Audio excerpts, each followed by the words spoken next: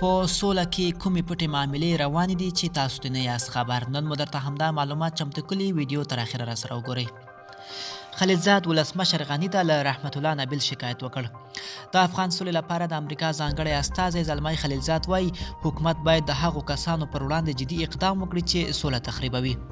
یوې سرچینې صحیحون ته وویل خلیلزاد کابل ته د خپل وروستي سفر پر مهال ولسمشر غني سره غونډه کې مخامخ د رحمت الله نبیل نوم اخیستی او ویلي دي چې نوموړي پرلپسې په طالب مشرانو پسې افواهات کوي او دغه چاره د سولې پروسه زیانمنوي. خلیلزاد ولسمشر غني ته له رحمت الله نبیل څخه د شکایت په ډول ویلي اوس طالبان د سولې چوکاټ ته داخل شوي او باید ورپسې مخربانه تبلیغات ونشي او حکومت ته د دغو کسانو مخه ونیسي. رحمت الله نبیل په دې وروستیو کې پرلپسې د طالبانو او پاکستان ترمنځ له پټو معاملو پرده پورته کړې او د استخباراتي معلوماتو پر اساس یې په وروستي ټویټ کې لیکلي که د طالبانو مشر په بند کې و نو د هغه بچیان له کوم ځای شول. اشاره یې دې ته وه چې ملا برادر د سولې پر سر د امریکا او پاکستان ډیل لپاره قطر ته لیږدول شوی دی. رحمت الله نبیل دغه راز هغه ته د پاکستان او افغان پاسپورټونو د صادرېدو ترمنځ د نیټې توپیر ته په اشارې ویلي چې ملا غني برادر په پاکستاني پاسپورټ قطر ته استول شوی دی.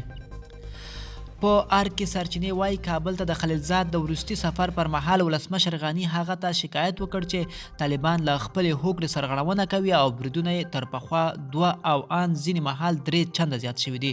خو په ځواب کې خلیلزاد ورته وویل طالبان هم شکایت دارند که عملیات‌های نظامی حکومت افزایش یافته است.